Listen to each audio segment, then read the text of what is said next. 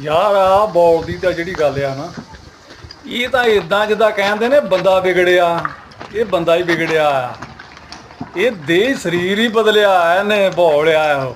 ਇਹਨੂੰ ਦੱਸਣ ਦੀ ਲੋੜ ਨਹੀਂ, ਜਦੋਂ ਇਹਨੂੰ ਜੋੜਨਾ ਨਾ, ਇਹਦਾ ਰੱਸਾ ਮਾੜਾ ਜਿਹਾ ਇਸ਼ਾਰਾ ਕਰ, ਇਹ ਆਪਣੇ ਆਪ ਹੀ ਰੇੜੇ ਵੱਲ ਨੂੰ ਜਾਂਦਾ, ਆਪਣੇ ਵੱਲ ਨੂੰ ਆਪਣੇ ਆਪ ਹੀ ਦੇਖਿਓ ਇਹਨੇ ਵਿੱਚ ਵੜ ਜਾਣਾ ਇਹਦੇ ਰੇੜੇ ਦੇ।